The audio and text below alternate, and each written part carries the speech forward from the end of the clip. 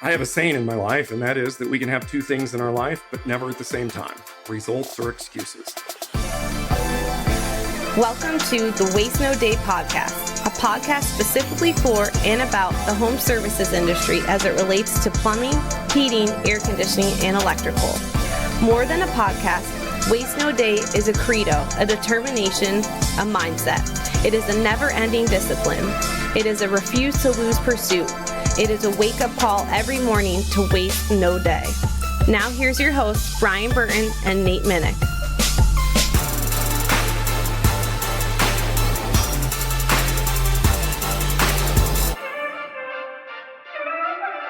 Hey, welcome to another episode of the Waste No Day podcast. Your hosts, Nate and Brian, hanging out with you again. Joining us today is Mr. Doug Wyatt. He is going to be a guest on the show today. We're super excited.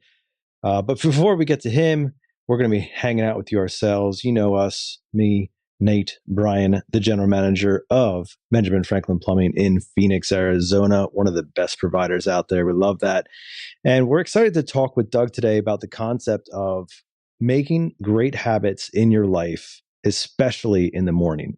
He's going to bring up some concepts around hacking your morning, hacking your brain, getting great amounts of content and effective content that's going to be applicable to your life in quick order so that you can really set your day off right, which is a great way to really segue into what this podcast is, or at least we hope it is for you every morning that you choose to listen to it or whenever you do. And we really always appreciate the listeners who take the time to give us that feedback. Of course, we'll share one of those reviews later on in the intro. But for now, we're going to kick it off with a quote from Brian.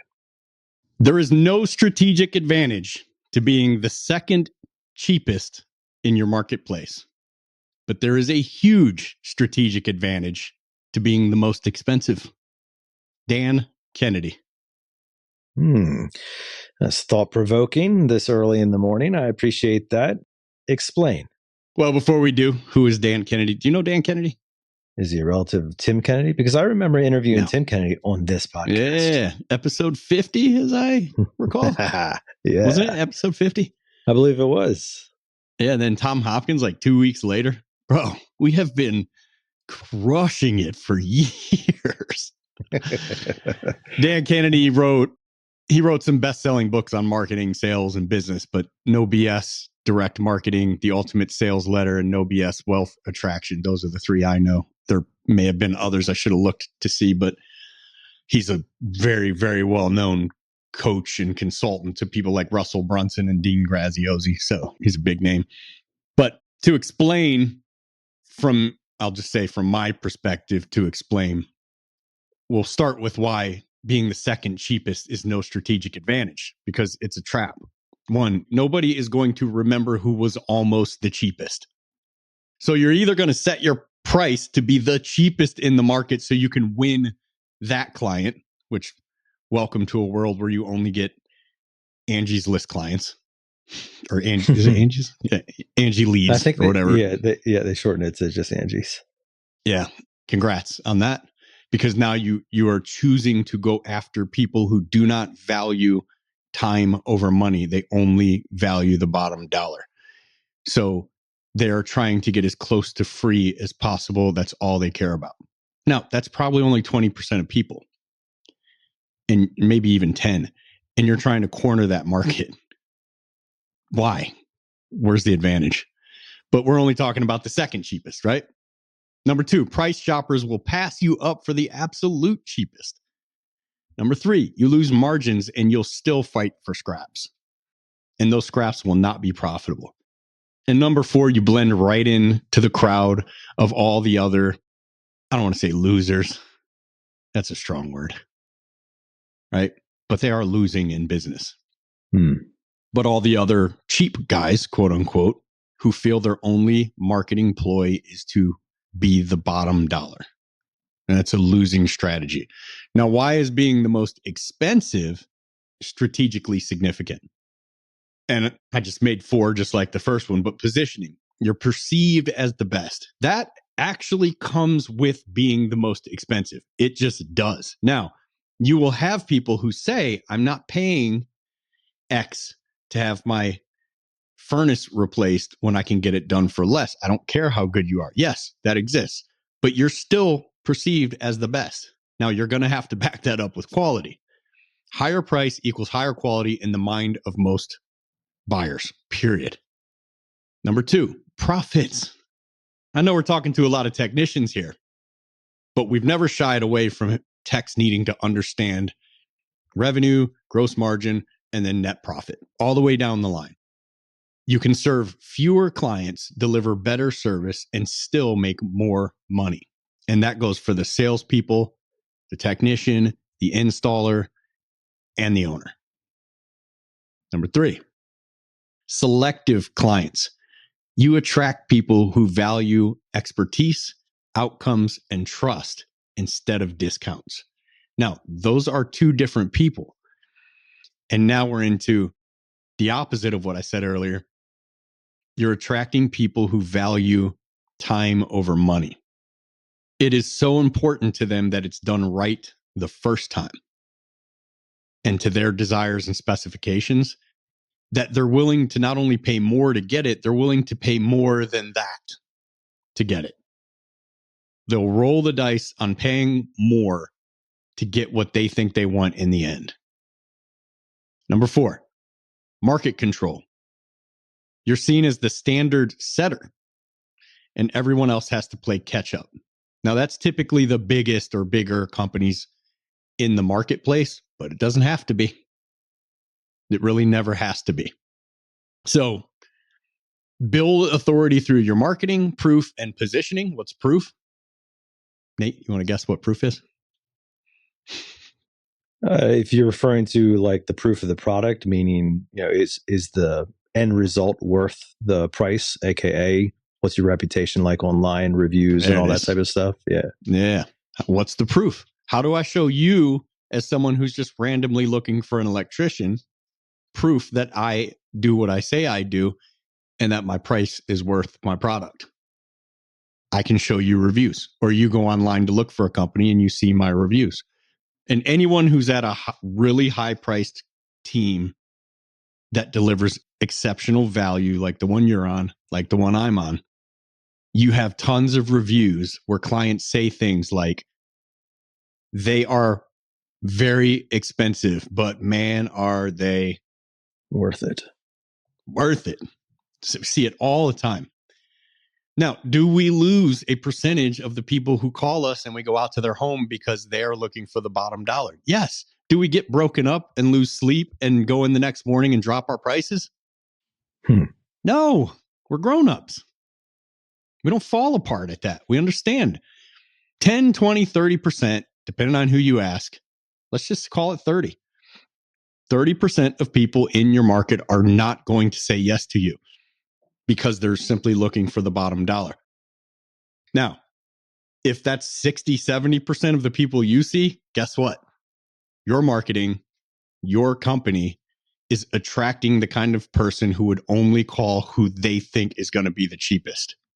So whatever you look like online makes me think you're super cheap. And you got to get on the other side of that. So we justify your price with value stacks, guarantees, experience. Guarantees. Guarantees are a tough one where you just say our work is guaranteed. That no longer means anything. Nothing to the client. Our work is guaranteed. You have to say, this is what you will experience, or else this will happen. It's got to be a cause and effect. Like the guarantees we have at the Benjamin Franklin Plumbing of Scottsdale, we have the punctual plumber on time guarantee. If there's any delay, it's you we pay. If we put you in an 8 to 10 window and we show up at 10:05, we pay $5 a minute until we get there. So you get $25. Write a check, take it off your bill, whichever you prefer. If there's any delay, it's you we pay. So we have a cause and effect on the quote unquote guarantee. Use magnetic marketing to make clients feel privileged to work with you. If you're a plumber, HVAC tech, electrician, don't be the $29 main sewer line clean out guy. Be the $489 expert service with priority scheduling, a satisfaction ironclad guarantee, and lifetime client perks. Like, these are the kind of things that stick out to a client. And if your price makes them flinch, your presentation and value story need to be better, right? You don't make them flinch with a price and then give them a discount to make them comfortable. Now, early in our sales career, if we're unfortunate enough to have the power to do that, it works so well that you'll fall in love with it and think you're a great salesperson. You're not. Discounting's a cheat code. It's probably been a while since we talked about this, but my brother, Kevin Burton, my twin in Michigan, and we grew up in Detroit. My mom, Gail, as we're recording this, her birthday was yesterday. Happy birthday, Mom. We would get home at 3:30, 3:45 from grade school, and she would get home at 5:30. We weren't allowed to play video games on school days, but we had a Nintendo, old school Nintendo growing up. This was the early 90s. Maybe even, it's early 90s. So we would play video games when we could and then hurry up and turn it off and put the remotes exactly where they were. Almost we draw a chalk line around them to make sure they were exactly where they were before. This is obviously before Wi-Fi camps. So this guy at school had bought and played Contra. And you remember Contra, Nate? Oh, yeah. Contra is one of the first 2-player shooter games that was co-op. So the two of us got to fight against the Nicaraguan Contra cocaine dealers. I don't know who they were, whatever the storyline was. But it's me and Kev, boom, boom, boom, boom, shooting up the bad guys together. We're side by side. And dude, we were stoked. We were mowing lawns and raking leaves and shoveling snow and collecting cans and bottles, which you got a 10% rebate on in Michigan. Everything we could for probably the whole summer to save up $20 or whatever to go into school and buy this game from this kid that he didn't play anymore. And we finally get it on a Monday or Tuesday or something. And every day until Mom got home, boom, boom, boom, boom, boom. We play the heck out of it, right? And we didn't even beat level 1, as I recall. We just got the crap kicked out of us. And we were looking so forward to Saturday when we would finally be able to get up, eat a big bowl of welfare cornflakes with welfare milk and a slice of welfare cheese with a scoop of welfare peanut butter like we did, and run down to the sopping wet black mold filled basement so we could hit the side of the TV with foil connected to the copper water line above it to have a reception so we could watch X-Men cartoons Saturday morning. And we had the Nintendo hooked up to this TV, but Saturday we were left alone. We got to just play, right? So we couldn't wait for Saturday. So Monday or Tuesday we played. Wednesday we played for that little hour. Thursday, well, I think it was Friday. Thursday or Friday. Icer, this kid that I bought the game from, walks up to me in the hallway with a note. And he said, "I forgot to give you this." Bam. And you know what the note said on it? Up, up, down, down, left, left, right, right, BA, select, start. Close. Left, right, right. But darn close. Okay, yeah. The Konami God code. Yeah. And this was the first we'd ever seen of this. Unlimited lives, unlimited ammo. Can't die. Now, we were pumped to get back and play this. And it was probably Thursday. Well, guess what we did that day? We put that code in. We put the code in. We beat the game. We beat the game that night in the hour and a half or whatever that we had. Guess how much we played it Saturday? Guessing you were looking for some kickball that day. Yeah, 0. We did not play it Saturday. We had beat the game. Guess how good we got at the game? Not at all. No, we developed 0 skill in that game. We did not enjoy the game anymore. And we didn't even want to play the game anymore because we used a cheat code. And I usually talk about this analogy in the way where it's people lying to clients that'll say anything to get a deal. And I'm telling you, you can develop into a phenomenal salesperson, communicator, but you can't do it if you're lying and cheating at the same time. no more than we could become great first-person shooter players with the Konami code. There was no room for skill to develop. And the discounting is the exact same thing. You will become dependent on it. You will rely on it. When you pull it back, you'll stop selling. So why would you ever pull it back if you can keep doing it? So don't do it. Just steer clear of discounting. Just pretend it doesn't exist for you. Our investment amount is our total.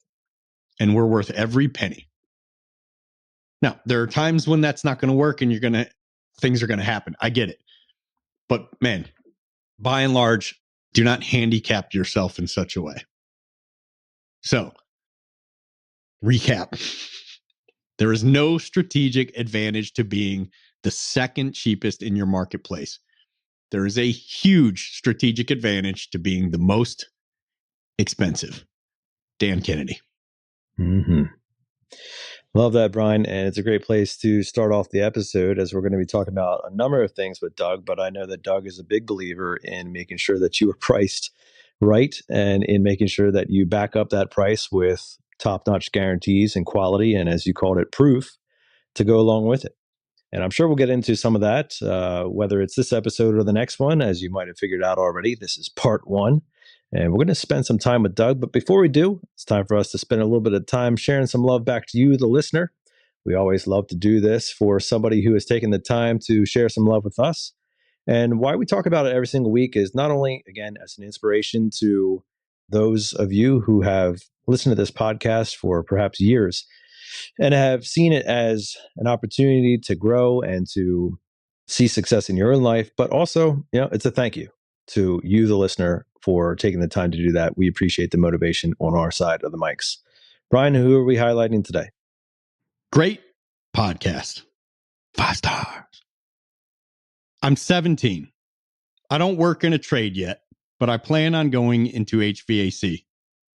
I do, however, own my own auto detailing business. And this podcast has taught me how to land customers through simple conversation. This podcast is just what young men or women who plan on or are in the trades should be listening to. Branson! Exclamation point. That's his name. As in, her name. Is his name, or is it from Branson, Missouri? It could be either. Okay. Well, for the sake of argument, we'll call it the name is Branson. Thank you, man, assumedly. And thank you so much for, being a go-getter. Owning your own auto detailing business at 17, that's insane. It's awesome. Heck yeah. My man. Entrepreneur. Absolutely.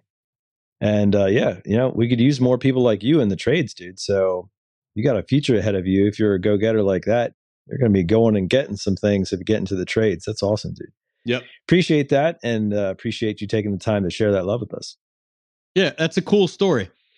And some people don't share their story because they don't think it's a cool story. It doesn't matter if it's that cool to you. It's a good story for someone. And someone needed to hear that. And someone needs to hear what you have to say in a review. So spit it out. Yeah, your story is worth it. Lieutenant Scott. Lieutenant Colonel Scott, man. Lieutenant Colonel, forgive me. No disrespect intended. Well, we appreciate that, Branson. And for anybody else who takes the time to do that, we'll get to your review as we get to it, man. We got lots lined up, and we got a lot of episodes left in us, I should say. As for now, though, it's time to turn this one over to our next guest, and he's a returning favorite. You know him. We love him, Mr. Doug Wyatt. And it's time to put him in your passenger seat. Our guest today is Mr. Doug Wyatt. He's not only a friend of the program, he's one of our number one fans of the show, out of the dozens and dozens of listeners that we have. He has listened to nearly every single Waste No Day podcast, and many of them more than once. Today, we'll be talking with him about how he finds the time to do not only that, along with numerous other podcasts. He's also known for reading 2 new books each week, and at least one of them twice. He says this all boils down to one thing: discipline and ultimate preparedness. He'll be sharing how we can all synergize our morning routine and consistently increase our specialized knowledge at astonishing rates. In addition to that, we'll be talking about how we can view the customer with empathy rather than disdain. which can be really tough sometimes when all of their objections start to sound the same. We've had Doug on before. Actually, it was a two-parter back in September of 2024 and received great feedback from all of our listeners. This guy is a beast. He also holds the record for the Wiser Wednesday for being the longest episode, nearly clocking in at 3.5 hours of role play. His episode is also ranked in the top 10 by our number of viewers. We're super excited to have him on the show. Welcome back, Doug. Thank you both so much for having me here today. It is truly an honor. You know, a lot of times you think sometimes you get invited onto a show. The true litmus test is, are you invited back? So we'll hope to keep that going. But I really do appreciate being here, man. What a great show you guys have put together. I don't think I've ever been invited on a show a second time, so that's good to hear. I don't believe that for 1 second. No, only Waste No Day. And Corey Barrier's show, I should say. He's been trying to get me to drag Nate onto an episode. Yes, that would be great. Nobody's looking for that. I was on Corey Barrier's Successful Life podcast just a week or two ago. So yeah, I'd love to hear you guys on there as well. Yep, let's do it, Nate. Nate's like, text me. I got Nate to do one other person's show with me, and it was just so he could share his testimony. It was a gospel-centered podcast. If I'm hearing you correctly, Nate would prefer either not to do it or make sure it starts as late as possible. Nate would prefer not to do Waste No Day, bro. Like, if I didn't have this dirt on him, that I make him show up every week, or I'm going to release the picture. Wow. It got crazy in a Mr. Sparky party he was at one time. Well, you know, they always say pictures or it didn't happen. So it sounds like maybe there's some pictures somewhere. Yeah. Well, congratulations on your lifelong career there, Nate, here at Waste No Day. Yeah, it's going to be a good long career. Yeah. Well, Doug, it's great to have you back, man. And we're excited to have you on. You've been a guest in the past before, bringing some fantastic content. In fact, we had a two-parter with you a number of episodes ago when you went through a lot of things around mindset and super powerful stuff. And we're super honored to have you back on. You've also been a great guest for us on Wiser Wednesday, leading the longest role play / teaching episode that it's ever been there, which is great. If you're looking for more content like that, you can find it on the Blue Collar Closer Club. But outside of that, we're very honored to have you back on. And we're going to be talking to you today about how you make your mornings so effective. You're a man that does 1,000 things, or so it seems, and you make it seem easy. And we're really trying to figure out how you do that. In fact, one of the things that we read in the bio was that you have listened to nearly every single episode, which at this point, Brian, would be well over 250 episodes of Waste No Day. Many of them more than once, which I don't know, like that's just cruel and unusual punishment. I don't know who assigned that to you, but that's just wrong in so many ways. I mean, Brian hasn't been invited back onto a podcast. Nobody's ever requested to listen to Brian's podcast more than once. So they're both in the same room, which is great. But we're going to be diving into this. But anyways, that's a long-winded way of kind of teeing up what we're talking about today. Before we do that, Doug, we always like to give kind of your side of the story.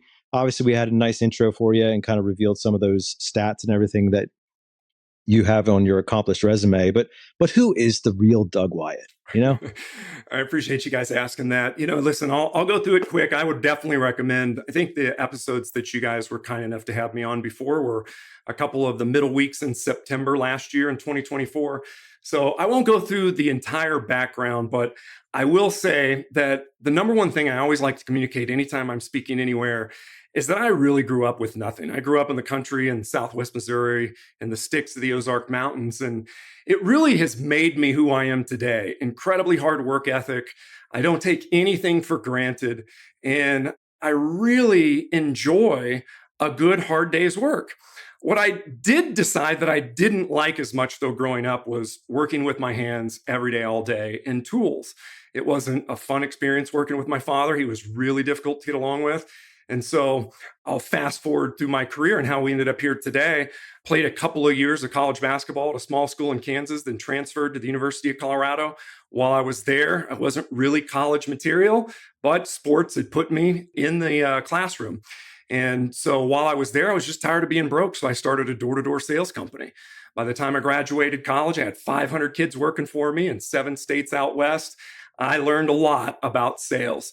That gave me the opportunity with a little bit of income to go see a lot of the greats, from Brian Tracy and Jim Rohn to Tom Hopkins and Zig Ziglar, Tony Robbins. And I started doing that in my 20s, reading books like Think and Grow Rich and Robert Kiyosaki and Stephen Covey and a lot of that type of content. Then I invested in 9 restaurants.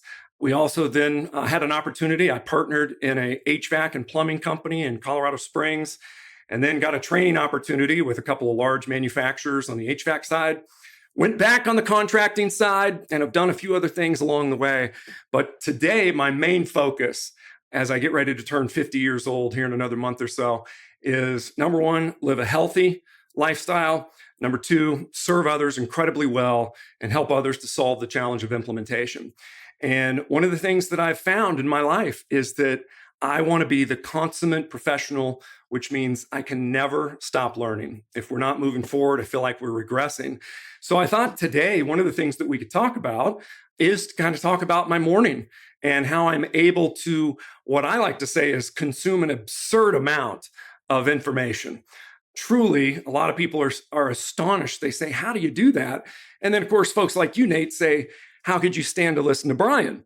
And I can tell you, I enjoy it. You have great questions. Brian has incredibly great content. You guys have on great guests. So there's my summary. I appreciate it. And there's my compliment for the day. Checks in the mail, Doug. Thank you. That's just what we had planned, right, Nate? Yeah, exactly. Right. Yeah.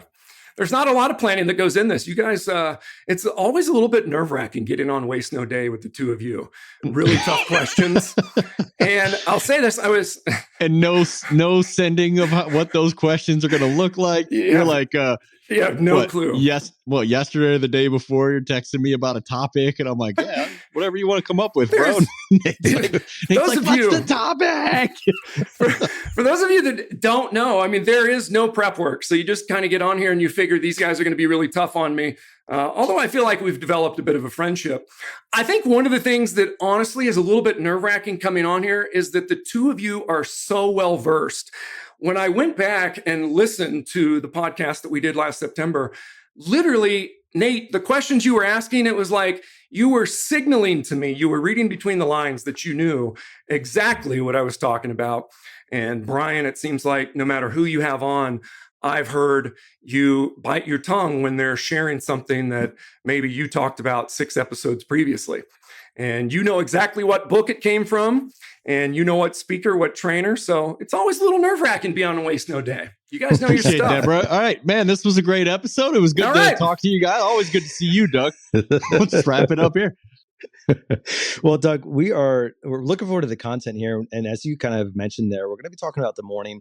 In fact, we drop every episode Monday morning, bright and early, for everybody to listen to on their way to their first call or to the gym or wherever they're going. Not that everybody consumes it then, but they certainly have the opportunity to do so. And as most people in the trades know, Mondays can be particularly quadrant 1. If you're familiar with the Eisenhower matrix, quadrant 1 would be the urgent and important, meaning the house is burning down, the fire engines are coming, things are going, maybe literally sometimes, who knows, but things are going wild, calls are coming in, people are getting flat tires on their way to work, 1,000 things are happening. And as a technician in the field, you're expected to not only put aside everything from the weekend, and the fact that you got to bed too late on a Sunday night and you overslept on your alarm and you're speeding through traffic lights to get to your first call or the training that morning, whatever else. But of course, you actually have to run calls, produce revenue, and everything else that day. And along the way, you're supposed to listen to podcasts and better yourself and make improvement. And Brian's dropping 35 new audiobooks that he just listened to and everything else. Like, good grief, man, how are we supposed to do this? And you're somebody who does content creation for a living, and to frankly go back and listen to 225 or 230, however many episodes it is now, of Waste No Day, not to mention the mass amounts of other quantities of content that I'm sure you consume, from books to physical reading to whatever else. How do you manage your mornings? You call it the miracle morning, but how do you manage all this stuff while still remaining in the right mindset to even focus, like even be able to bring that information in? Because we're already overstimulated.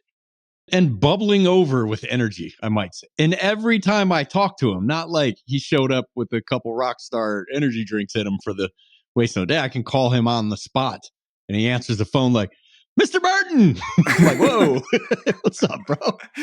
Yeah, just all the energy, all this energy. Where does this energy come from? And yes, of course, let's get to the morning, the miracle morning. But yeah, even at what was 7 o'clock the other evening we were chatting? Yeah, 6, 7 o'clock. I think like on a Sunday for night me, or something.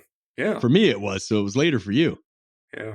Well, listen, you guys have shared some really nice things. I do think it comes down to one thing. I do have a chip on my shoulder. I sometimes refer to as large as planet Earth, because I really was just tired of being told that I would never make something out of myself, or that I couldn't do this, or I couldn't do that, or we couldn't afford this. And I think that's what drove me. I've also had a lot of challenges that I've had to overcome in my life. Whether those were self-imposed or maybe, me not dotting the I's and crossing the T's. But I can tell you this, it's not because I sleep incredibly well. As we mentioned on the last episode, I do have an all-natural sleep aid. I've studied that meticulously, but I am wired pretty tight, as you kind of just alluded to, Brian. And so what I would say is the number one thing is it starts with the night before, right? A couple of years ago, I just stopped drinking. I used to be a guy that loved a good beer, maybe a few too many. I used to be a guy that loved to have a good bourbon or a whiskey on an ice ball. And what I noticed as I kind of got into my mid 40s was it just didn't serve me well. I was tired. My brain didn't fire as fast as normal. And so I just started to realize, I'm going to cut this out a little bit here and a little bit there. And before you know it, 2 years ago, I just said, I don't need to make that a part of my life anymore. What that allowed me to do is to get a better night's rest and to get more REM sleep, to get more deep sleep. And that's going to lead me to the miracle morning, which is, by the way, that's a term that Hal Elrod, he coined that in his book, The Miracle Morning. If you haven't read that book, I would definitely read it. It really just resonated with me because I was already doing a lot of things that he was talking about in that book. But I think the first thing is, let's get up early. Brian, correct me if I'm wrong, but I think I've heard you on a number of the podcasts talk about your alarm usually, or you get up at 3:30 just about every single day and you head to the gym. Is that right? Yeah, well, the alarm's going off at 3:45. Okay. Most of the time I'm beating the alarm awake. Right. Which means when we were like prepping Blue Collar Closer, right before we got to the point where we were releasing it, and then the couple weeks after that, I was going to bed at like 11 and getting up at 2:30. No alarm, just fired up for something going. And like, there you go. So you found passion, right? And by the way, congratulations on Blue Collar Closer. The stuff that you guys are doing there is amazing. Thanks, I know that you and I talked the other day. We share some clients, and I've just been hearing great stuff about your product. So congratulations. Everybody should definitely get plugged into that. All right. So Brian, would you say you're tired sometimes in the morning when you get up? Absolutely. Yeah, absolutely. And Nate, I'm sure when you get up in the morning, you're tired as well, right? Yes, so sir. one of the things that I say is I'm tired every morning, but I make it a commitment. And when I get up, and I don't usually even set an alarm anymore. I usually get up around 4:30. And here's my routine. Number one, as soon as I get up, I push play on a Waste No Day podcast or a book on Audible. All right. Now, as I push play, we're going to cut out the part where you said or a book on, just to let you know. That whole part's getting removed. As soon as you two launch your first book, then we'll just plug that one in right there. All right, perfect. But here's the thing. I consume content like nobody's business because, a lot of people go, oh, you think you know this, or you've done that, or you've done that. And it's really easy to see a person that's a presenter, a trainer, a speaker to go, oh, well, you're a narcissist, an egotist. You think you know it all. And I don't think that at all. In fact, the way I absolutely know that 100% is that every day I consume more content and learn something new. So here's the way I do it. As soon as I wake up, I push play and I start listening. It takes me about 15 minutes to use the restroom, brush my teeth, take my supplements, put on my gym clothes. And I'm not like you, Brian. I'm not going to the gym. I have a gym in my basement. And so by the time I get down to the gym, it's been about 15 minutes. Now, I've been listening for 15 minutes to that point as I get ready to start the first part of my workout. But here's the hack. I'm listening at 2x. I've been doing this for so long. I've been on Audible since about 2011. I've been listening so long now, you guys are going to think I'm nuts. I listen to Waste No Day. I listen to the two of you at 2.5x. And it sounds normal to me. but my brain has been trained in order to do that. And so I'm consuming that information at twice the rate of speed. So now I've been up 15 minutes. I've been listening to you two for 15 minutes, but I've actually got 30 minutes of content because I'm listening at 2x. Then, because I'm getting older now, I'm bone on my knees. I played way too much basketball on concrete. I'm bone on bone, have no cartilage, so I ride a stationary bike. I ride that stationary bike and I'm listening at 2x. But here's the key. And most people go, oh, I hate the stationary bike. Guess what? Me too. But I love what it does for me because no matter how tired I am, when I get on that stationary bike and I just start pedaling, no matter how fast or how slow, how tired I am that day, all of a sudden my heart rate starts to get up. But I'm listening and I've got my phone sitting right in front of me. I've got my earbuds in and I'm listening. Now, I'm in my own home gym, but I've got my eyes closed and I'm focused on what the presenters are saying. I'm thinking about who's speaking. I'm creating images in my mind so that I'm retaining what I'm hearing. And then I'm also doing a breathing technique. Brian, I heard on an episode recently where you said, there's going to be some people make fun of you because of something called breath work. And I can tell you, breath work has changed my life. One of the number one books that I recommend to folks is by James Nestor, a book called Breath. If you have not read that book is a game changer. And so in that book, I'll fast forward to the very last chapter and give you the hack. The essential way to breathe, it's kind of a form of box breathing, is 5.5 seconds in, 5.5 seconds out. So you could just say 5 and 5. But I think the key is through your nose. So close mouth breathing, breathe through our nose, and then also breathe in as deep as you possibly can. Like in the technique you talked about, Brian, I think you said 4 in and then 2. Yeah. All right. Yeah. And so what I'm saying is when I breathe in and I'm doing this for 30 minutes on that bike, I'm doing 5 in, 5 out, 5 in, 5 out, and I'm riding that bike at its highest resistance level. All right. So follow me now. 15 minutes to kind of wake up, splash some water on my face, brush my teeth, get the gym clothes on, get down to the basement. Then I start riding. I'm 45 minutes in, but I'm at 2x.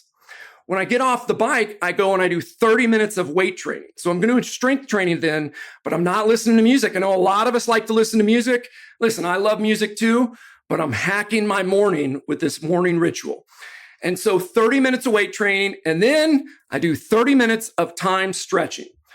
Then after that, I'm going to go get in the shower, and it takes me about 15 minutes to get dressed, get ready, floss, whatever I'm going to do there for 15 minutes, and I'm ready for my day. So I'm going to add this up for us. 15 minutes getting out of bed, getting ready. 30 minutes on the bike, 30 minutes on the weights, 30 minutes stretching, 15 minutes hitting the showers, getting dressed, and being ready for my day. Did you guys follow the number there? It was a lot. I believe it was 2 hours. I caught an hour 45. So it was 2 hours because there's 15 minutes on the front and 15 on the back and 90 minutes in the middle.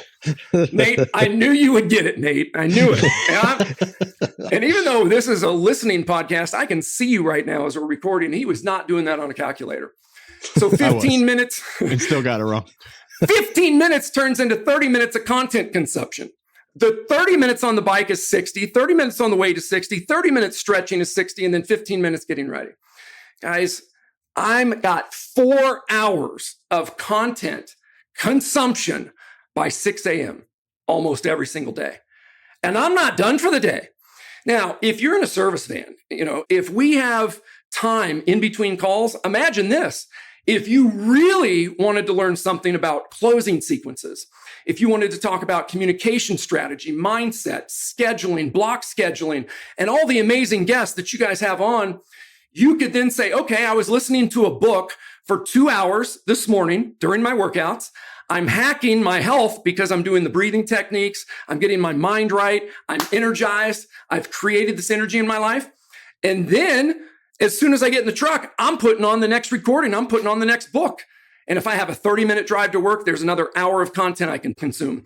If I've got 4 service calls a day, once I've driven to the facility, let's say it's 30 minutes there, and then let's just say we have 30 minutes of drive time, windshield time between driving to our first call from the facility, first call to second call to third, third to fourth to home. And Nate, I'm going to be impressed if you followed this one. But that works out to be, Nate, do you have the number? I'll give it to you. No, I don't. I missed that one. 8 hours. Just about. It's another 180 minutes between getting to work and driving home and then driving to 4 calls. That is another 6 hours of content consumption. 10 hours of content consumption while we're doing other things. That to me is an absolute miracle. That's the way that we can hack it. Now, back in the day when I had to turn pages and read, back in the day when I was reading the 7 Habits or Think and Grow Rich or whatever it was, I had to physically find the time to sit down, to focus, to concentrate, and turn the pages. That's really tough, especially for us that are incredibly busy.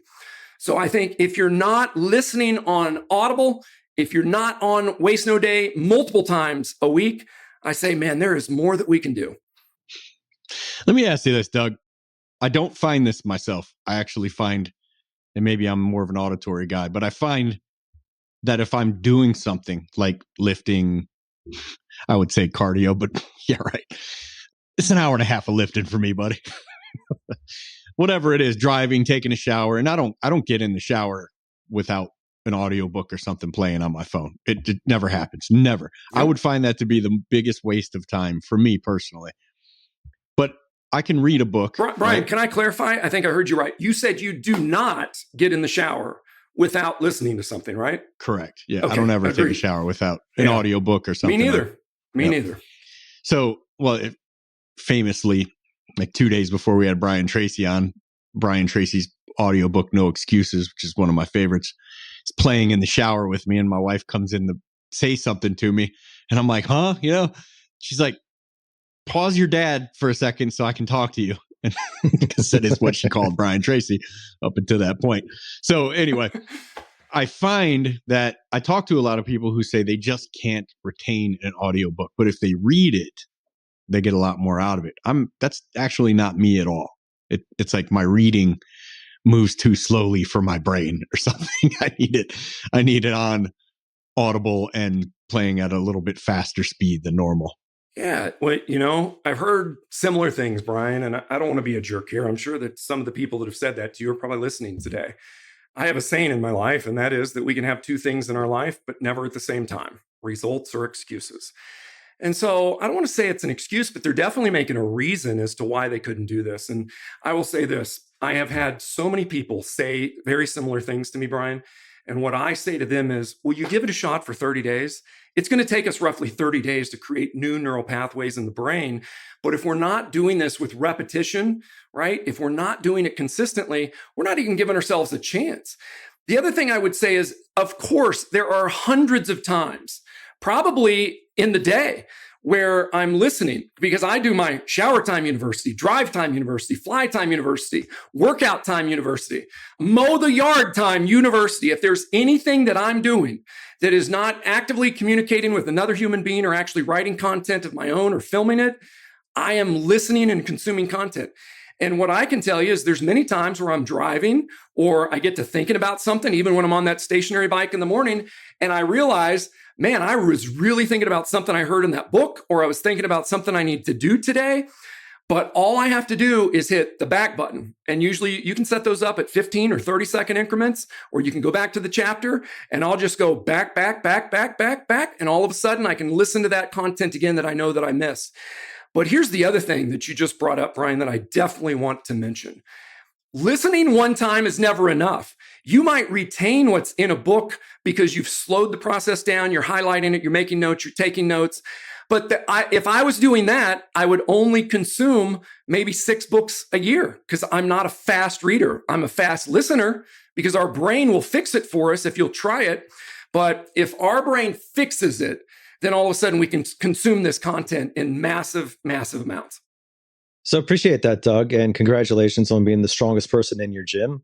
And so it's no surprise that, while your physical abilities are certainly at that level, that your cognitive abilities are also at peak performance. Now, the questions I do have, and kind of a pushback here, I would say, is that if you're consuming so much content, do you leave white space for yourself to digest / process? Are you building that in, or do you just function at a higher brain level than most of us and you're able to do that simultaneously? Can you share what you mean before I answer, just to make sure I understand what you mean by white space when you talk about building that in? Yeah. So let's say that you at least for me, if I listen to an hour of content, like really deep content, not superfluous or high, just kind of fun talk or whatever, banter, and we're talking about like some really deep concepts, life-changing things, or like, whoa, that's a concept I've never heard of before. Right? White space, not my term. It's been used many times in different business industries before. Is basically just it refers to a physical canvas where if you look at an advertisement, there's such a thing as like overstimulation of advertisement, Sure. right? Where it's just picture, picture, picture, words, words, words all over the place. White space is the opposite of that, where they actually leave physical white space, if it was a piece of paper or a white advertisement, to allow the brain to digest and focus on key components of the product or the phrase or something of that nature. Because at some point, the overstimulation of the mind actually prohibits the consumption or the digestion of the product or the concept. And so they use white space in the business industry to talk about basically allowing for your mind to slow down and focus on things that actually matter so that you can apply and you're not just on to the next thing, on to the next thing, on to the next thing. So are you building that in, or do you just simultaneously digest as you consume? What does that look like for you? And how can we use that for our, daily habits? Well, the number one thing is I would say the best answer I can give you is no, I am not smarter than anybody. In fact, I've been doing some what's called neurofeedback. I've had my brain scan recently. I had a traumatic brain injury when I was 6. And so in this brain scan, the doctor is like, Doug, I cannot believe that you're a speaker. I cannot believe that you're a trainer. You have a clog right here in your frontal lobe from this traumatic brain injury when you were 6 in a car accident. And they're like, do you ever have trouble putting words together? And I said, well, yeah, I have a program called the Wordsmith. And, I say that we have to choose our words very carefully and every word that we choose to share matters. I just want to be ultimately prepared. So number one, I'm absolutely not smarter. I've always had to try to outwork everybody. I appreciate you saying I'm the strongest person in my gym. And you're absolutely right, Nate. There's nobody in my basement stronger than me. I appreciate you catching that. But here's what I would say. If I back up and I say, I know it sounded like a lot, but I was literally only listening for 2 hours. Now, 2 hours at 2x is 4 hours of content. But most of the books on Audible are around a 5.5 to 6 hour listen at regular speed. Some of them are 8, but very few are more than that. So think about what I'm consuming. Each week, I'm typically listening to 2 new books, and then I listen to another one a second or third time. And so what I'm doing is getting that habit of repetition to hear it over and over again. And absolutely, Nate, there are certainly times in every single book, probably every single chapter, where I say, wow, I don't even remember that before. I'm going to listen to that chapter again and really focus. Because maybe the last time I was mowing the yard or driving or distracted or something, right? So you make a great point about what you described as white space. However, for 30 years now, I started this when I was 19 years old. Somebody handed me a copy of Napoleon Hill's Think and Grow Rich. That's the one that changed it all. And I developed a burning desire to say, man, if this is going to happen for me in this lifetime, nobody's coming to rescue me. It's going to be up to me. And so I just created this habit. Now that I look back, and that's 30 years ago, for 30 straight years, I've done at least an hour of personal development a day. There's nobody that could convince me to not do an hour a day. The cool thing is now with the hack of listening at 2x, I get to do twice as much in the same amount or less time. And by the way, not everybody has to get up at 4 a.m. Brian and Nate, you guys both talk about just get started, right? Do something. Be the person that just tries. Brian, I've heard you talk a lot about your mentor in Lance and saying he would have you go over and talk to a waiter. Oh, but not our waiter, somebody else, getting you out of your comfort zone. I think those are the kind of things that we're talking about. So I've been doing an hour a day for 30 years. I've ramped that up in the past 5 or 7 years. And now I'm like, if I'm addicted to anything, it's personal growth. It's how can I serve others better? And quite frankly, I'm very competitive. It was nice enough of Brian to invite me down to work with his team a couple of weeks ago down there in Scottsdale. And I went in there on the Role Play Friday. And, the guys started asking me questions. We started role playing. Because I'm competitive and I know these guys are highly skilled, highly trained. They've got Brian there teaching them, working with them every week. Man, I'm telling you, I ramped it up. I'm like, man, there is no way I'm walking into that facility without being prepared on every single potential possible role play. And so I look at my life like ultimately prepared, ultimate preparedness. How do I do that? And how do I make sure that I don't ever start getting lazy where I kind of go, okay, I'm good now. I got it. I've got a lot I want to do in this life and on this planet. And I'm not going to get there by sleeping in. And I'm not going to get there by feeling like I've learned everything there is to know. Appreciate that, Doug. And obviously you've made a habit of this, and it's been Mic drop, by the way. Over true, over many years. And kudos to you for doing that. And kudos to you for sticking with it, because that's really the test of time there, is how long you can maintain the habit. And you've even ramped it up. Now, some people, and I just want to be frank, some people are listening to this and saying, there ain't no way I could listen to an entire book in a day. Like the last time I listened to a book was 6 years ago, much less a chapter of one, or, something like that.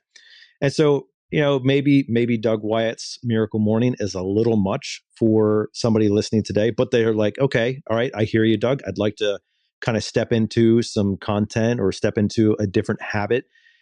Where's the best place to start? Is it good to start by, increasing the speed on something you're listening to? Is it good to find a new audiobook to listen to? Like, what if I'm not naturally geared towards audio content to begin with? How would I even begin to kind of train my mind into those areas? I think it kind of comes down to, what is it that you're looking for? What are you driven to do? What do you want to learn? What is it that you struggle with, right? Is it effective communication? Is it managing your emotions, whether that be with a homeowner? I know we're going to talk about that today some too, is how do we see our homeowner? How do we see the prospect or the customer? Do we start to feel our blood boil as soon as we see them look at us kind of sideways and treat us like we're less than, or hit us with the bids or the brand or the stalls or the price? What I would say is just start somewhere. But to me, it's about doing something while you're already doing something, right? Like Brian said, there's no way I could get in and waste 10 or 15 minutes in the shower without listening to something. I'm the same way. If I get into the shower, I've got my phone, it sits on the little shelf, and I'm already playing something as I get in the shower. I can't imagine wasting that time, right? And I mean, I don't know, you're probably right, Nate. There's probably a few listeners on here that say I couldn't do 6, but it is a podcast called Waste No Day.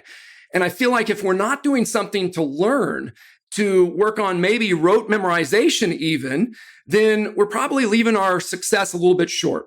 I give an example. Let's say that Brian wanted to teach his reverse engineering close, and he put that on audio, and it was 60 seconds long or 120 seconds long. If it was me and I worked for Brian, then I would say my boss and my mentor, my leadership expects me to know this. And so what I would do is I would push play when I got up, and I would listen to that, and I would put that on repeat, and I would listen to this reverse engineering close over and over and over again until I could say it with the same cadence, the same tone, the same volume, and say it just as well as Brian is saying it, not missing one single word. Now, if you put that in your earbuds and you did that for an hour a day, you could even do it at 2x. Before you know it, you're going to be able to say that close, that entire sequence, without even thinking about it. And what I've found in my life and with the people I've coached and trained in my companies is when we get to the point where it is so ingrained in us that we don't even have to think about what we're going to say, but more about how we're going to say it, that's where we're truly working towards mastery. So I'm very cautious about saying, hey, no, somebody doesn't have enough time to do 15 minutes, 30 minutes. I would say, okay, well, let me see your iPhone and let me look at your history on your phone. And got him. let me see how much time you've been on Instagram and Facebook and how much doom scrolling you've been doing. And then let me see your Netflix account and let me see how many shows you've watched. Oh, bro, leave Netflix. Come on. Leave Netflix out of this, will you? All right. All right. Yeah. No, you're absolutely right. I have someone very close to me who I do a little bit of mentoring with him, although he's kind of, I would say, at nearly the same level as me. And I repeatedly ask, did you listen to this thing that I sent you? And he'll repeatedly tell me, dude, I just don't have time. Meanwhile, we're in a group chat together. Right. And guess who sends the most memes and gifs and little Yep. clips from social media in there? All the reels, right? Like, and Brian, that's why I've stopped sending you as many reels, because you're going to be like, that guy's so lazy. He's just on socials all the time. So I try to pick and choose my spots. I assume, unlike the person I'm talking about, who's probably going to hear this, but that's okay because I said it to him straight up. I assume, like me, you're in a whole bunch of group chats, and you get a whole bunch of reels, and every now and then you click one, and when it's hilarious, my man's got to see this. My man's got to see this. And he says, yeah, we're still dudes at the end of the day. And listen, to both of your points, and to really to Nate's point about white space, we do have to have balance, right? You'd mentioned the Eisenhower matrix, and I've talked a lot about the Covey stuff since I've been a 7 Habits instructor for 15 years. But what we're really talking about is, at what point does it change from balance to being an absolute waste, right? Mm-hmm. When are we watching too much television? When are we watching too much sports? And I think the litmus test for that is, can you get in here and role play? Do you have 5 ways to overcome every area of concern that could possibly be thrown at you without you having to sit and think or get nervous or get worried about not being able to do whatever you need to do in your career? To me, especially since I think most of us listening to this podcast are on performance-based pay, if we're on a compensation structure that rewards performance, why in the world would we not? Why would we not block some time every single day to get good at these leveraged activities that are going to help us just accelerate our career beyond belief? It doesn't make any sense to me. And so that's kind of where I start to bring in the stuff like, the results are excuses, and nobody's going to do this for us. We have a certain amount of time on this planet. And I used to share with my team all the time, if you're going to give me 4 hours today, if you're going to give me 8, if you're going to give me 12, all I'm asking is, when you put on that logo, I want you to wear it like a badge of honor. I want you to be prepared, a good night's rest, teeth brushed, shirt tucked in, name badge on, hair fixed, right? I want you to walk up to that door looking like $1 million with the right mindset that we are there to serve and that we are there to help these people, not to hard close them, not to sell them things that they don't need. But if that's how we're building our life and our career, I cannot imagine a situation where I'd be in a career more than 6 months, and I'm talking about from start to finish, without really mastering the things that are going to happen 80% of the time on every single call. That goes for the call center. It goes for the techs. It goes for the installers. It goes for the comfort advisors and the project managers. If we're having conversations and we continue to face the same challenges, I would use my shower time university, drive time university, fly time university to master those things. And to your point, Nate, maybe not try to consume 2 new books and listen to a third one a second time. I would change those things up until I can work towards mastery on those things. They're going to create the most benefit in my life. I will also say, if I was having trouble in my relationships, I might choose some different books. I might go to something like Brene Brown or Joe Dispenza or Tony Robbins or somebody that's more talking about relationships, maybe Covey. I would look at those type of genres and say, it doesn't always have to be sales all the time. If I was just promoted to a leadership role, I'm going to start studying all kinds of things about leadership and team building and how do we move the needle with our team. So I think it does go to each individual person. Where are you at in your life, and what's the biggest focus going to be for you? And I think the emphasis there, Doug, no matter what, is the type of content you just talked about right there, right? Like, don't just listen to something for the sake of listening to something. Listen to something that is going to push you farther, further, faster, right? Yeah. All those types of things. And whether it's relationships or whether it's your industry trade or whether it's sales or communication or leadership or business in general, listen to a content that is going to push you, challenge you, stretch you farther towards your goal. And that's such an emphasis of what we're talking about in this podcast specifically. This is a home services podcast. And so you need to be listening to things from time to time, if not often, that are relevant to serving the client, towards building relationship, towards communication. And one thing that can happen over the course of time is that you actually end up with a level of disdain for the clients that you're serving, whether it's because you get burned out or because you run across too many, nasty Nellies out there who just kind of have it out for you, and you get kind of tired of that and you get a little bit of a chip on your shoulder, or maybe you just get a grudge at some point because you're kind of tired of being the one who always has to go run the calls for these stupid homeowners. And you're saying that to yourself right in your truck. Then you open up the door and you put on that fake smile and walk up to the door at the house and pretend to actually care. So why don't we kind of shift gears a little bit here? We've talked about, consuming that content, and really it's about the heart of the consumption. I think that is what's going to matter. Like, don't just consume the content just to say like, oh yeah, I listen to 10 books a week. Yeah, well, good for you, I would say, yeah, right? not the 10 books a week part, but Carl Jung had just a crazy quote that can be broken down so many different ways, where he said most people never meet God because they won't look low enough. And if you've ever heard Jordan Peterson break that quote down, it's like one way that he puts it and one way that Carl Jung was describing what he was talking about when he said that quote was, you're trying to take on a huge task, and the task is so big, right? The goal you have set, the part of your personality you want to change. Maybe it's, if you're reading Jung, some shadow work you're trying to do. And you never get started because the goal is so big, it's so monumental. And Jordan Peterson, he's a clinical psychologist, and he talks about how maybe you want to straighten your life up. Maybe you want to stop being a person who is so lazy that they can't hold a job, that is 200 pounds overweight and refuses to even go for a walk. And he said what Jung meant by looking low enough is starting small enough. So you don't have to be a person who's consuming 6 audiobooks a week from 0 to that. You can just be someone who says, for 10 minutes when I wake up, for 10 minutes, I'm going to listen to an audiobook on my ride to work, be it the shop, the first call, whatever it is that your ride to work looks like. On that piece, I'm just going to listen to an audiobook. Hey, I know, I've heard it for decades now. You don't get anything out of audiobooks. I know, believe me, I've heard it. You can only retain it if you read it. But hear me out. For one, if you know the lyrics to any song, you just proved yourself wrong. So there's that, because you didn't read the lyrics. But hear me out. Just for one little section of your work day only, you start that small, right? You look that low, and you just start with a little 10, 15-minute drive piece of an audiobook once a day. And then you just start turning that up a little bit to 15, 20 minutes a day, 30 minutes a day. And all it is Doug Wyatt is very good at consuming information through his ears, to the point where he can turn it up to double speed. I can't.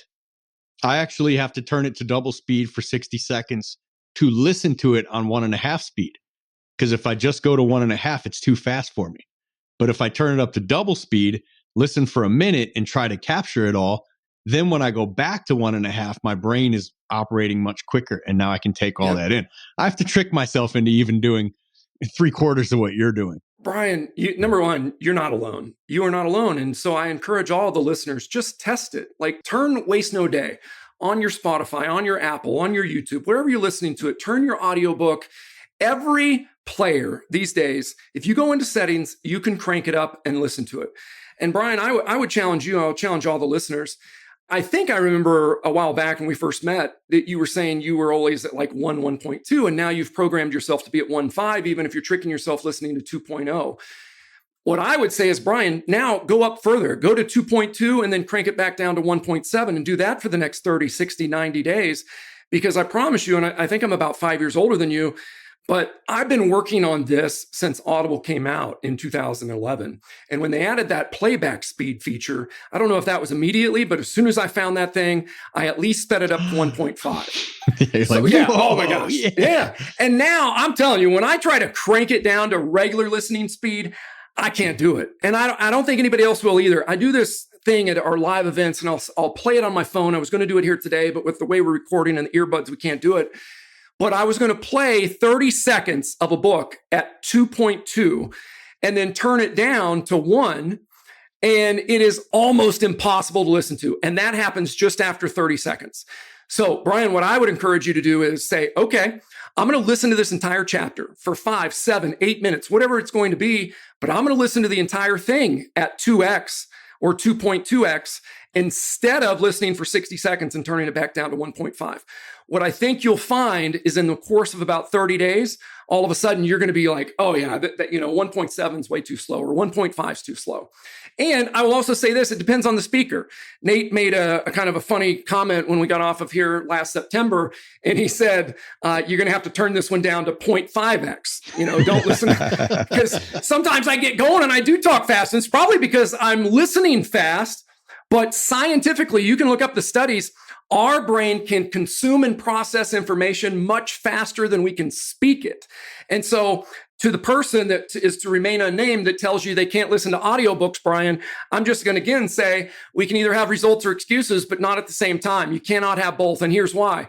That person would then also say, I can't hear anyone listen to them through my auditory channel, right? Like that would not make sense. He would also be saying, or she would be saying, I can't understand anything over the phone. I can't understand the television if I don't have my eyes open, right? And so, okay, maybe it's more difficult, but that's not a reason to quit. Just because it's hard or it doesn't feel comfortable, right? Like the magic in our lives is created when we get outside of our comfort zone and push ourselves. And so that's one of the things that we do with fitness. And I should mention this since I talked about getting up early and going to the gym. I wasn't always that guy, right? I've lost 82 pounds. I was doing 75 hard in Denver. We started January 1st with a group of us, and I lost another 26 pounds between January 1st and March 17th, doing 75 hard. I also woke up on that day and said, you know what? What is the thing I'm going to push myself towards this year, in addition to 75 hard and trying to really get shredded this year before I turn 50? And so on that day, I quit drinking coffee. Now, I'm not telling anybody they need to go quit drinking coffee, but most people would say, oh, I would be in such a bad mood. Oh, if I don't have my caffeine and all those things. Yeah, it's going to last for a little while. But if not taking your dose of caffeine is going to make you in a bad mood or an angry person or a grizzly bear, then there's probably something wrong with putting that in your system, right? We should not need something like that to make us happy, to be in a good mood. And again, I'm not telling anybody they should quit their coffee. I'm just saying, as I get older and I'm looking at my health, and by the way, Brian, thank you. I went down and saw who you had on the podcast a couple of weeks ago, Dr. Jerem Ibsen. And, I'm joining that whole crew there to optimize my health. And so I think the message today for this first part of this section is to say, what are you doing or what could you be doing? What time is being wasted in your day?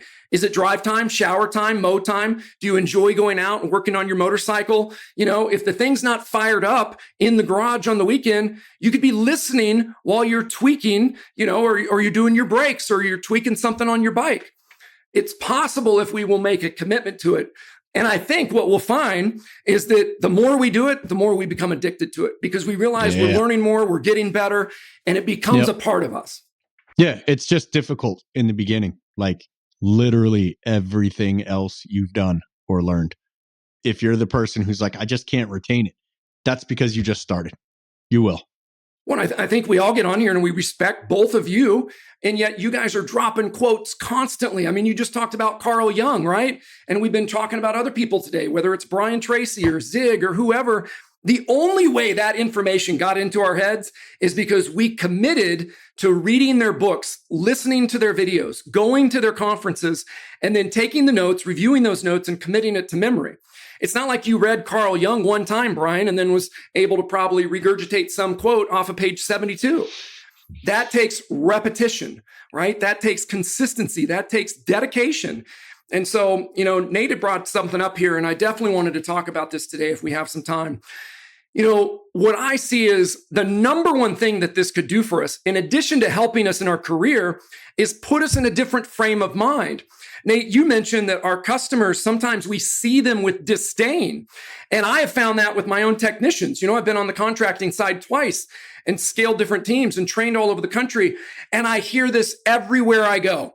Customers don't care about value. They don't care about me. They just want me out of their hair. They won't give me the time. They need the cheapest price. It's all these things, right? And so if we're allowing those thoughts to win, then we're fighting an uphill battle that we're probably not going to win most of the time. And that energy transfer from us to them, where it's like, I have disdain for this person rather than empathy, I think that's where we go wrong a lot of the times. And listen, I think people can tell when you're going in there and going through the motions, just trying to regurgitate a script with no passion, with no enthusiasm, with no care, no empathy. I think that's where that commission breath, I think that's where those dollar sign goggles come into play that you guys talk about so often. And that's where the homeowners, they're going to feel like, okay, they don't care about me. As Zig said, people don't care how much you know until they know how much you care. If we're not able to show empathy, then it's going to be much tougher in these vans and in these homes and on the phones if you're in the call center. I was training Tommy Mello's leadership team. They had like their annual leadership retreat in Milwaukee last 2 weeks ago as this is recording. And as I was writing for what I was going to talk about, I found out the day before that my 1 hour was going to be turned into 3 hours. I love that. So you're up for it. Yeah. Oh, I was game. Yeah. I made them role play, of course. So you're going to take 30 minutes of this at least. But I was writing and I was just thinking about, I've done many talks for owners, right? And I do majority of my stuff is for salespeople and technicians, but very few times have I been in a room full of what we would call middle management or even C-suite, but like the upper middle of leadership. And it had occurred to me, it's just something you were just saying about empathy and care for the client or lack thereof. And it occurred to me that I was working in Las Vegas and probably like, I don't know, 05, 06, something like that, where my 20-year-old now was just a toddler. And I had this lady I worked for several times. She just requested me, big, beautiful house in Green Valley, Las Vegas. She wrote children's psychology books and was a child psychologist. Didn't have any kids though, so I always made fun of her for being a lifeguard who couldn't swim. She had a great sense of humor. So one of the last times, maybe the last time I worked for her before I moved, I said, I think I had my daughter and maybe my son was on the way. And I said, if you could just sum up all of the advice you've written about parenting in one piece of advice, what would that be? And to her credit, she took a beat, which I really like because I can just kind of see her sitting there pondering that, just looking around. And she said, well, if there's one piece of advice that everything is summed up by, she said, when your kid deserves love the least is when she needs it the most. Wow. And I found that to be 100% true. Not only that, but if you want to solve any tantrum that's happening with the kid, any real argument that's happening with your spouse, and hear me, managers, any really big, and obviously there are some issues with technicians that can be outside of this, like addiction issues and stuff like that. But the majority of issues with a tech, with someone on your team, hear me, techs, with your client. Because at every level, when I've tried to implement this, when I was blessed enough to think of this in the moment, because it takes so much work to make yourself think of something like this in a heated moment, where I could just drop my guard and drop my hands and say, this person has the best of intentions, despite the fact that I feel the way I feel. They, quote unquote, deserve love the least right now, probably need it the most. And let me just, quote unquote, love on this person. Clients included. Yeah. And that means on the phone, because when do the three of us feel like we hate clients or clients are stupid? When we have to get on the phone with them because our tech dropped the ball, right? So at every level, but particularly in the management leadership level, when you're dealing with a technician who's missing the mark in whatever way that is, and you're getting that heated feeling when they cross your doorway, you start wanting to be in another room, right? Yeah. That's probably the time to reach out. But certainly at a client level, when they are the most hard-headed, the most hot, treating you the worst, is when they feel like you care about them the least. So what if you showed them then that you cared about them the most? I mean, and I'm asking the question, right? I know how my clients reacted when I was fortunate enough to think to do this, but what do you think about your clients, ladies and gentlemen? I think you bring up some great points there, Brian. And this is near and dear to my heart. I mean, we teach a rare listening sequence that stands for repeat, acknowledge the emotion, rephrase, relate, and then express. And I think we'll take this first, because I want to talk about one where we talk about we're going into the home and we have disdain for the customers that say the same things and disrespect us. But let's talk about, for the leaders on the call, I have found exactly what you just shared to be true, Brian. When somebody starts to act up, when they're at their worst, it typically means something else is going on. And I think that's where we need to kind of dive in and show some empathy. If a guy came in and said, I'm not running my on-call, I'm not doing it anymore. Instead of saying, oh, you're going to run your on-call because I ran on-call when I was in the truck, you're going to do it, right? And if you don't like it, get the hell out. I think a better way to have empathy for that person is to say, wow, Johnny, it sounds like you're really frustrated. And perhaps some other things are going on to make you not want to run the on-call. His very next reaction may still be rather high and like his blood is boiling. I would schedule a time, maybe take that person out to dinner and see if this is something you guys are going to be able to work out.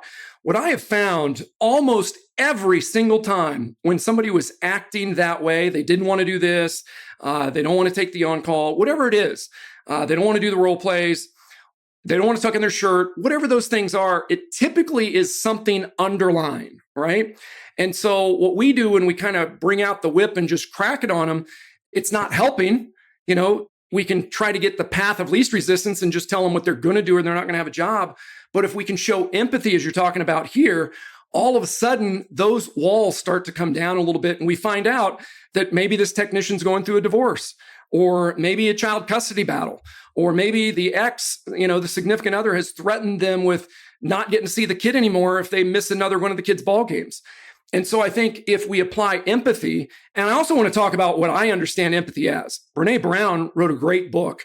And in the book, she talked about if you walked up to somebody in a deep, dark hole and you looked down at them and you said, "Oh, wow, that looks really cold and dark. You must be hungry. I'm sorry." That is called sympathy. The difference in showing sympathy where we feel sorry for somebody and we empathize with them is we get in the hole with them.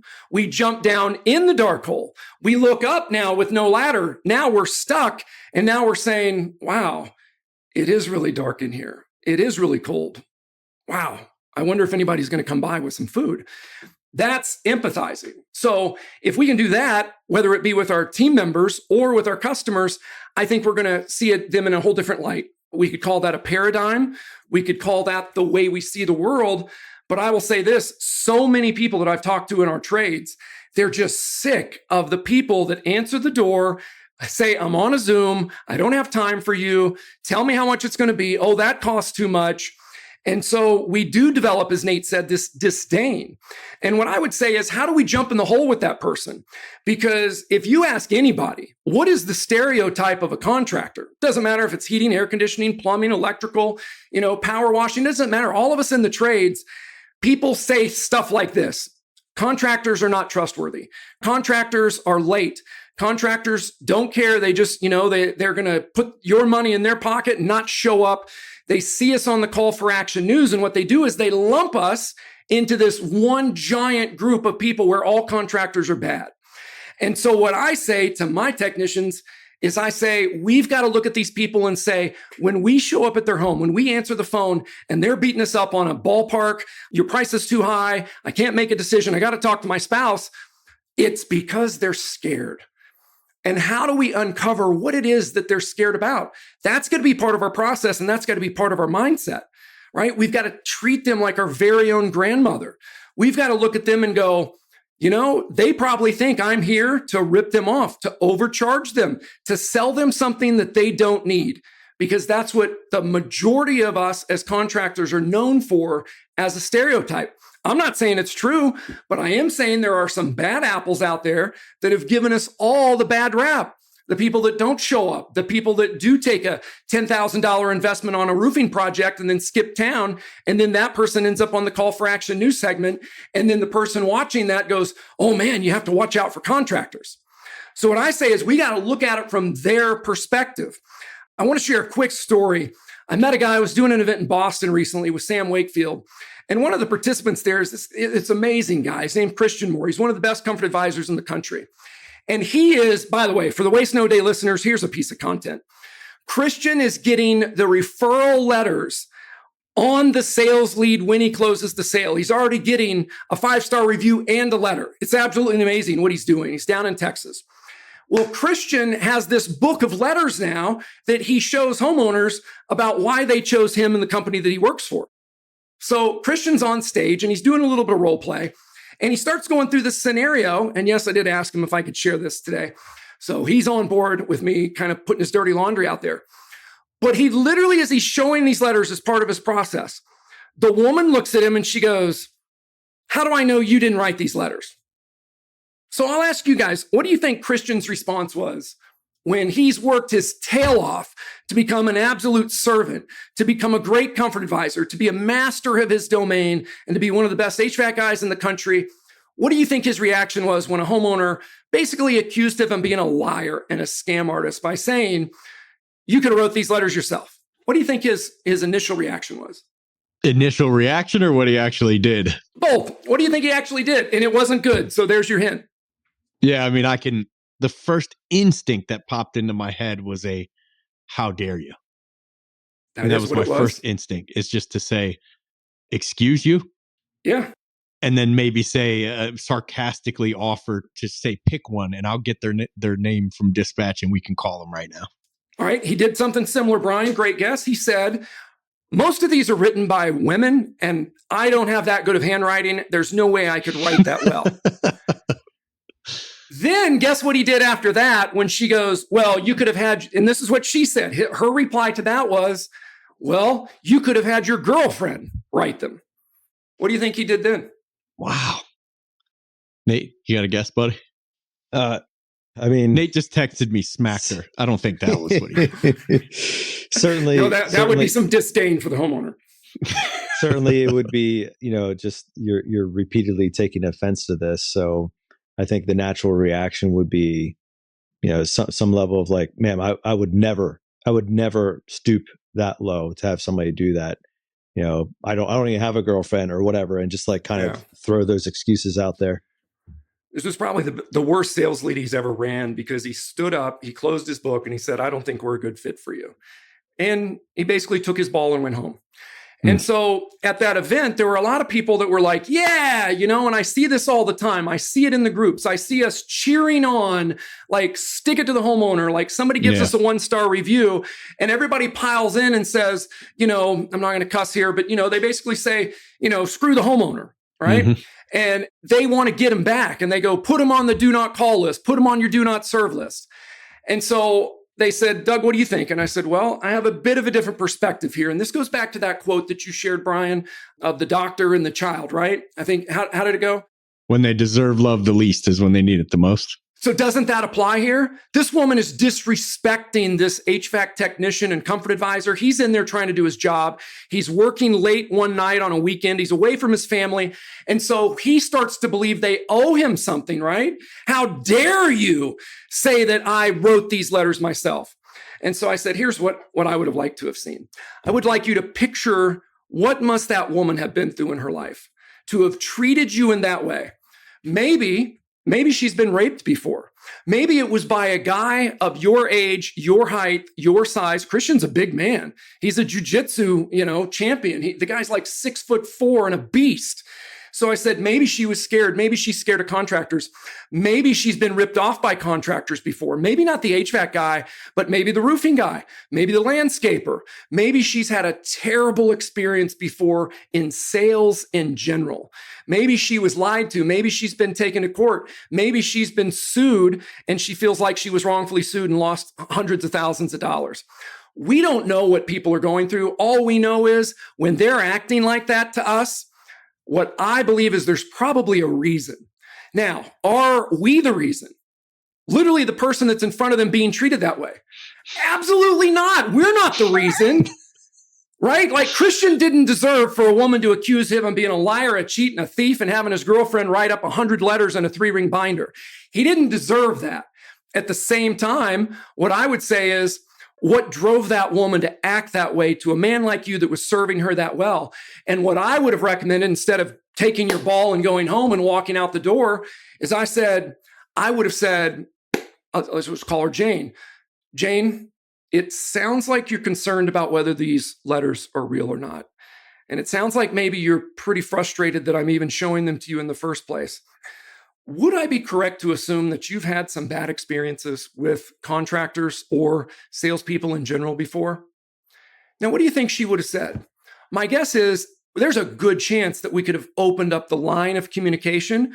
And I can tell you this, we would have drastically reduced that person now feeling like, ain't no man going to stand up and walk out of my home and turn his back on me and not finish his process and give me a bid. That woman now is got all this vim and vigor to say, I'm giving him a 1-star review. I'm putting it all over town. I'm going to call the attorney general. They tried to lie to me, rip me off. He wouldn't have left when I called him out on it, right? That person's going to tell everybody in the grocery store line and at the ballpark and at her workplace, don't use ABC company. And so we could have solved that challenge by showing empathy, trying to jump on her side of the desk or in that hole with her and saying, Jane, I am so sorry if I have offended you in any way. It seems like I have upset you in some way, and you feel like maybe I've just made these letters up or written them or had my girlfriend. Now we're doing a little bit of that mirror, a little bit of that repeat. And now we're doing what I call psychological air. Give her the opportunity to voice her concern rather than just getting upset with her. And I think if we will do that on every single call, every phone call that comes into the facility that says, oh, I'm just looking for a ballpark. Of course they are, because nobody's giving them any pricing. They're scared to death and they think every contractor is going to rip them off. So they're just trying to get a little lay of the land. Then we show up and people go, oh, I don't want to hear about all that. No, I can't sit down. We've got to be better than that. And we've got to be ready with our ammunition, with our preparation to come back and handle it in a way that's empathetic rather than disdain for our customer. Because the customer's the one really paying our checks, right? The business owner has their name on the check and their signature, but our customer is the person that is providing the work in our career. Well, Doug, that's an incredible statement, and not only a statement, but really just concept there that you've outlined, and so important to focus on. And if you haven't figured it out yet, Doug is wise in so many ways. And we're going to continue this conversation next week for part 2 of this episode. But as we bring this one in for a landing, Doug, I want to go a little bit personal for you here. You mentioned at the top of the show that your father was difficult to deal with. And there's an almost irony in life that sometimes the attributes that we hate in the people that we love start to grow in us to the degree that we start becoming those things that we have set out to not become, right? Set out to not become the difficult person, because that's who my dad was. Set out to not be, the type of guy who would do this. And you focus on it so hard that it actually comes back around the other direction. If somebody listening today has found themselves in a place where they're identifying and they're saying, wow, I actually do not like the people that I'm seeing on a regular basis. Like, yeah, I'm here for the paycheck. I'm here for the paycheck, but I'm going to get mine. Yeah, I'll make sure I'll check the boxes. I'll make sure that they get, the fix, so to speak. But I'm not here for them. I'm here for me. And I doubt anybody got into the industry with that mindset to start off, but sometimes those things find us in a way. How did you avoid becoming the person that you set out to probably not be like? How did you avoid that? And then if somebody's listening and they found themselves in a place of maybe real world disdain for their client, what can we do to repair? Wow. It's a great question, Nate. Now I'm gonna slow it down a little bit. I know I talk fast sometimes, but this is a very serious topic, right? Because we have careers on the line. There's a lot of depression that runs rampant. And when you started describing that person that says, I'm just here for me, it's a really, really bad spot, right? I truly believe that service is the true meaning of life. Brian references Zig. You reference Zig Ziglar a lot. I reference Zig in my training a lot. One of my favorite quotes is that people don't care how much you know until they know how much you care. I think it's a really tough and rough way to go through life if we're just in it for ourselves. I think that the more we help other people, then the more that's going to come back to us, right? I truly believe in an energy exchange in the universe, and that what we give, we will get back. I'm going to take the opportunity here to share a few things. My father did commit suicide a little over 20 years ago this fall. And he wasn't just tough, he was mean.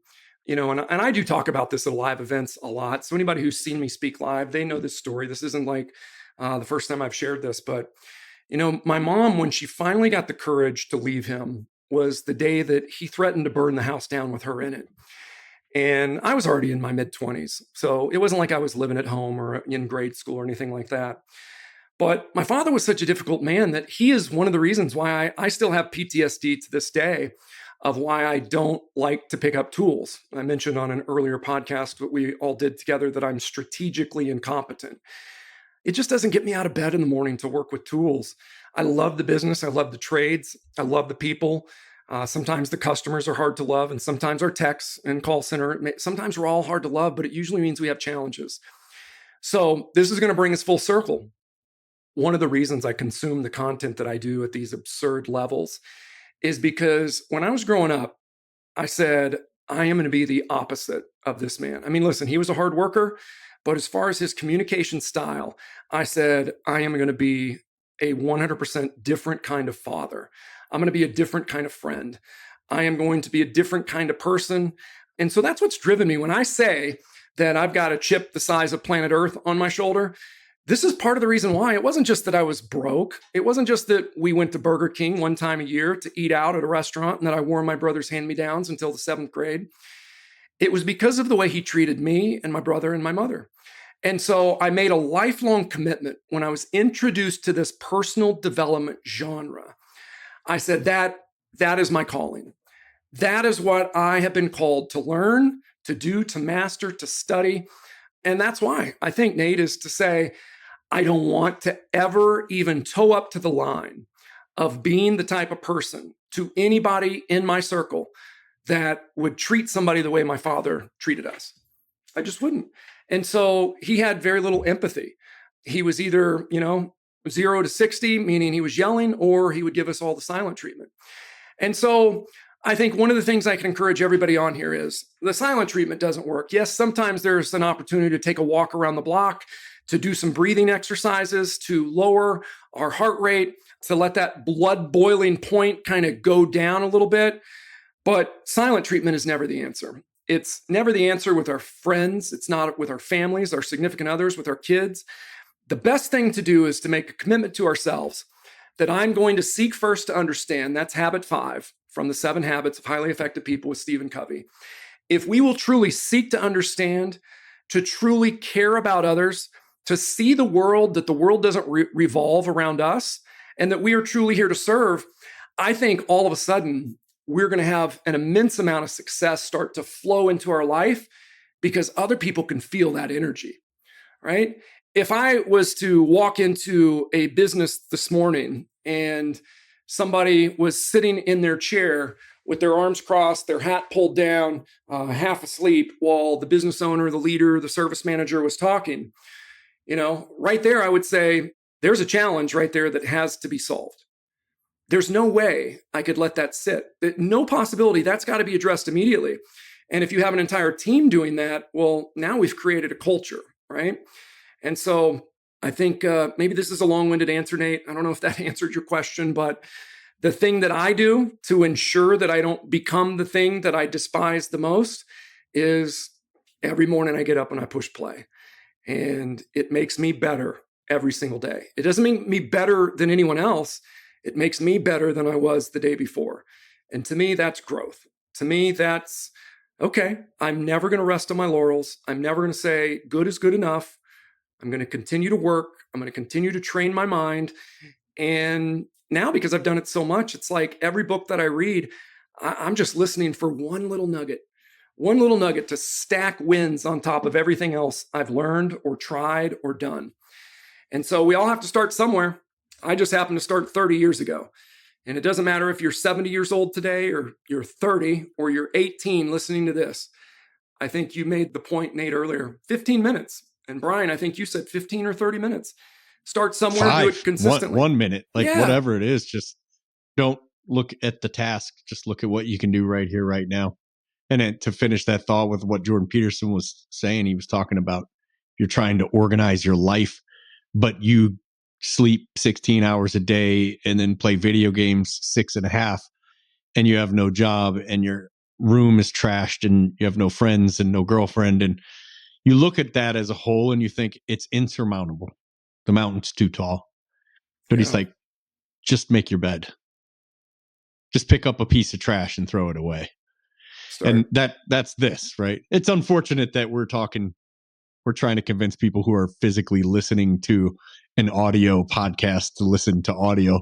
Like, this isn't our audience for for this message, but tap the people who don't listen, and let's triple our listeners to 70 on this episode right here. Dozens and dozens and dozens.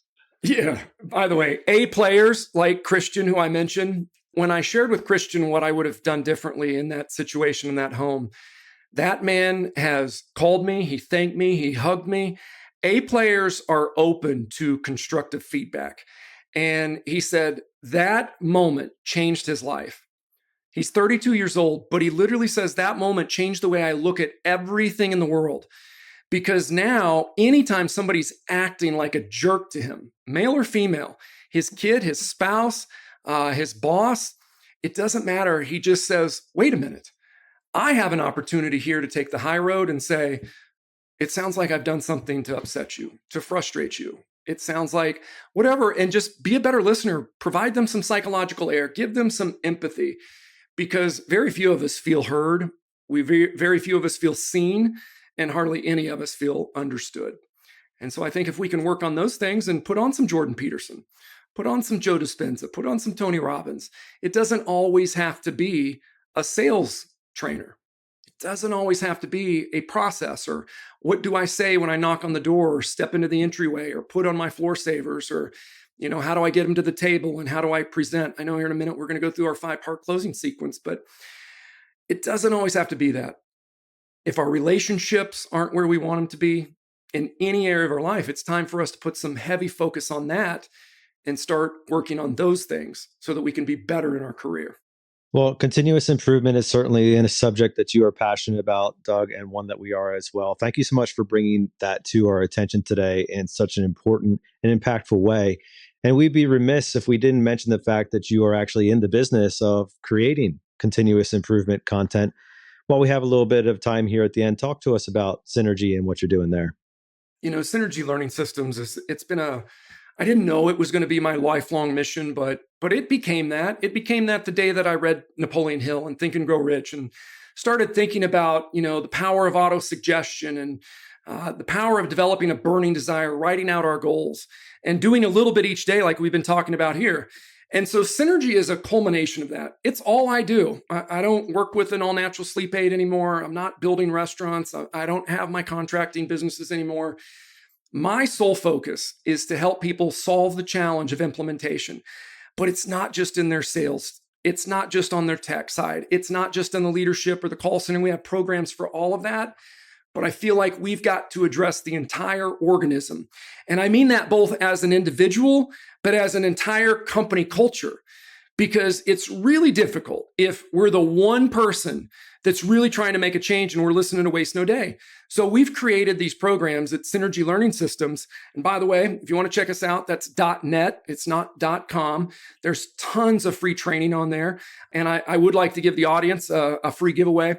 If you go to the contact us, I can either do it here in part 2. You let me know what's best, Nate. Both. Okay. On this one, what I would say is go to the contact us page. You hit the drop down, put in your information. You'll see the Waste No Day podcast with Brian and Nate. And we're going to give you something far greater than what I gave away in September.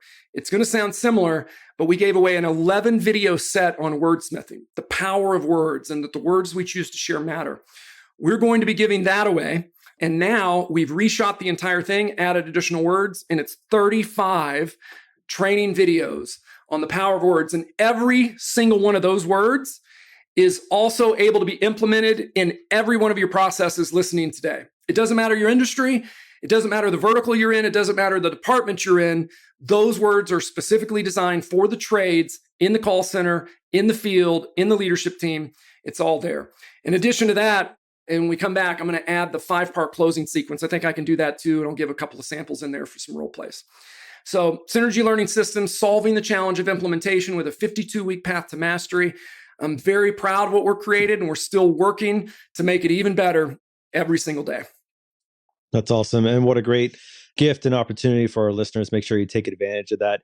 Doug, this has been fantastic. And as we wrap things up, we are talking about content consumption, content creation, and really around the idea of hacking your morning and your brain. I have to ask you for a just and a must, right?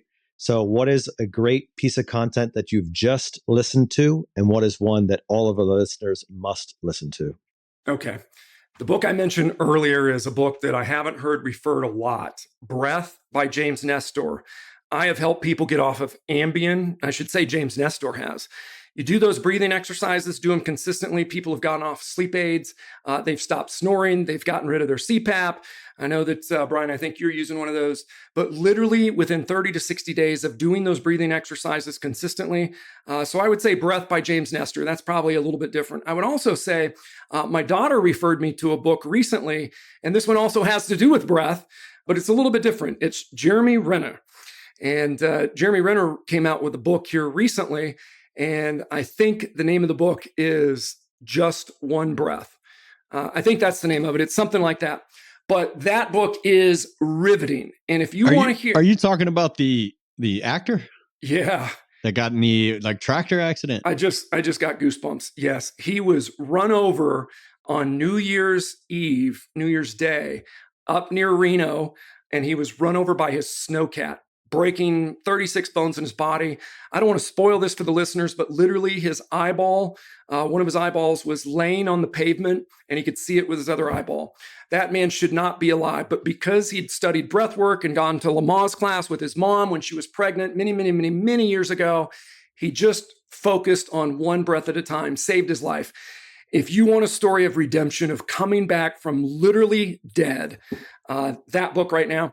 A lot of people might not know who that is by name because he's not somebody whose name is huge, but he's like Bullseye, the archer in the Avengers series. I don't watch this guy a lot is huge. He's Hawkeye, huge. huge movie star. Yeah. Hawkeye, sorry. He was also, he was the guy that took Matt Damon's place in one of the Bourne movies. He was a Jason Bourne in one of the later ones.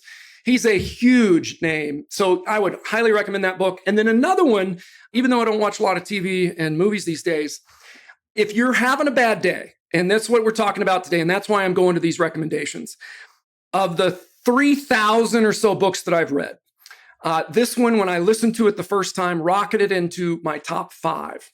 Matthew McConaughey, Green Lights.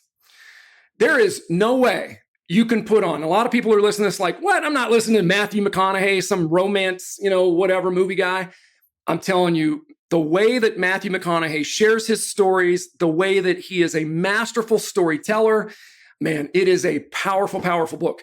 You cannot turn on Matthew McConaughey and Green Lights for 30 minutes and not put yourself into a good mood. I think it's impossible. Wow, that's awesome. It is a crazy, crazy good book. All right. I got 2 to check out now. Well, 3 now with I didn't know Jeremy Renner wrote a book. I know a little bit about the story of why you don't see him acting anymore. I don't want to spoil the story because he literally dies on the pavement, but as we know, he's alive. But he's coming back in a very, very big way. Wow. Been through the plastic surgery. And by the way, no, I'm not going to say anything else. You guys got to get the book. It's an incredible read. It's an easy listen. Even the guy that says he can't listen to audio, Brian, he can do this one. It's a good start. I thought you were going to have a coupon code or something. I tell you what, Doug Wyatt's coming back in a very big way. We're going to keep the mics on here and roll into part 2. But we're going to wrap this one up here. Doug, thanks so much for joining us today. It's been fantastic to talk to you about all this, really, concepts and content and everything else that we've gone over. So much takeaways today. And I know our listeners are going to appreciate that. Thanks so much for sharing with us. Thank you. It's an honor to be here. Thank you, guys. That's a wrap for this episode. Hope you enjoyed the conversation with Doug. It's always a great time to have him here. Make sure that you hit him up. And he shared not only his website, but his giveaway too, which is a unique opportunity for our listeners. You can find him there at synergylearningsystems.net. And of course, let him know where you found it on this audio podcast that you're going to listen to at 2.5x now, starting after this episode, right? Make sure that you pass this one around and let people know not only about the great things that Doug is doing, but also about how he is helping you improve your mornings, your life, and making it one step better at a time.